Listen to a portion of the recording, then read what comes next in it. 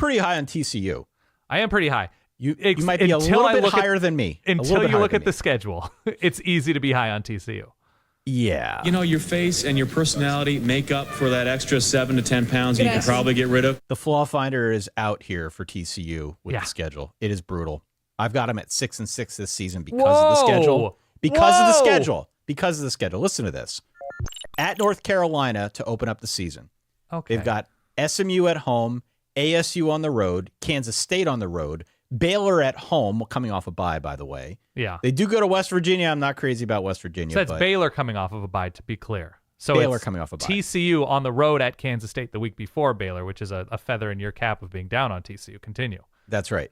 They've got Iowa State on here. They're at BYU, at Houston, close out the year at home against Cincinnati. So it's just really difficult across the board. There is definitely that stretch in the middle of the season as you get to the latter part of September where they're going SMU, Arizona State. Then after that, a game at home against Colorado. They should win that game against Colorado, but at Kansas State, back home against Baylor. It's just like in pairs the way this schedule is set up. You've got 2 in a row on a couple different fronts, and that's going to be really difficult to navigate for a team that, frankly, did not run the ball at all last year. Right. And defense is always kind of a question.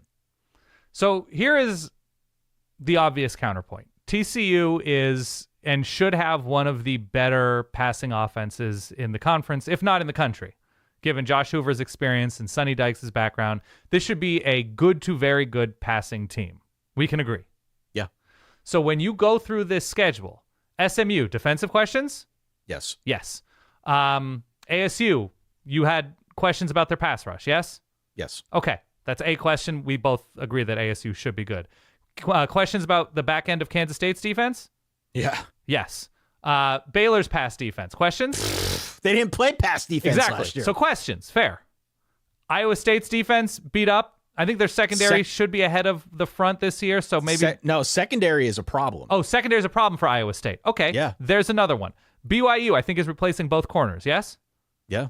Okay. So BYU, pass defense questions. Houston loses a ton on defense. Yes? Yeah. Okay. So, and Cincinnati, I think we have defensive questions as well. So, while I'm with you that the number of teams I just had to list is pretty long. That's a long list of teams. But it's not a list of teams that's immediately bringing to the table obvious defensive competence, especially against the pass. I think that's fair. So maybe TCU is the one who knocks. That's all. Perhaps. And I'm guilty of this too. As we go through all these teams, there have been more than a few where I tend to judge how they're going to perform based on their schedule.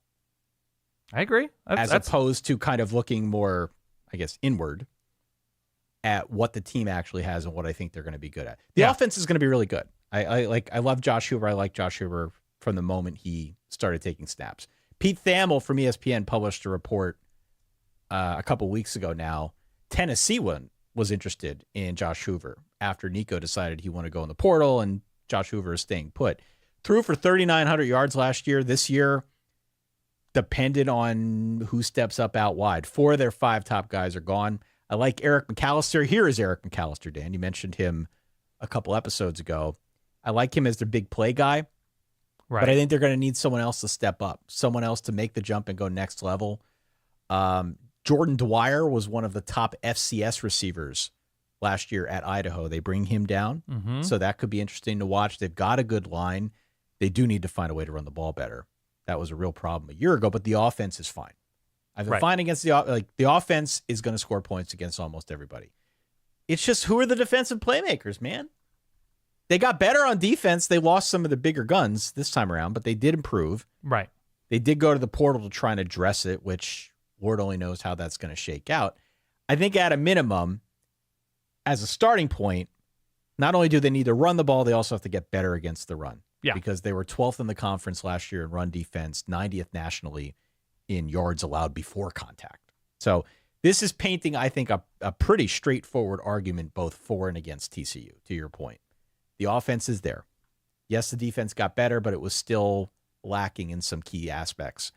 And against a schedule like this, 9-4 team a year ago, I think it's possible they go 6-6. And at the same time, we come out of this saying TCU is actually a pretty good team.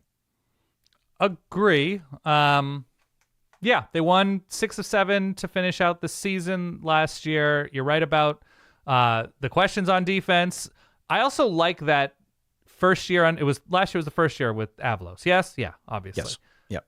They stopped big plays, which, like, if that's your first line of defense, if it's just like, okay, the pass rush isn't always there, or the run defense isn't always there, but you limit big plays, you have an offense that can score points, you have an experienced coach who's probably not going to go back to a national championship game, but the coordinators are both experienced and competent. The quarterback has experience. I think you and I are on the same page of liking TCU and not loving this schedule, but I don't know. I don't hate their starting point, and the more I talk about TCU out loud, the more I think I'm kind of talking myself into them.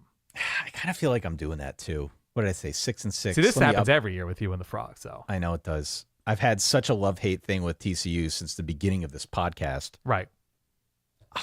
I'll upgrade. I'll say 7-5.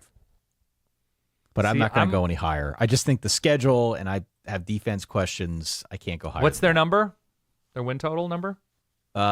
TCU's win total is 6.5, 5.5, 6.5. 6.5. I would go over. I have the feeling that this is an 8-4 team. I think they're seasoned enough. That would be a good year. I think 8-4 is where That'd be a really good year. Fall with TCU. Yeah.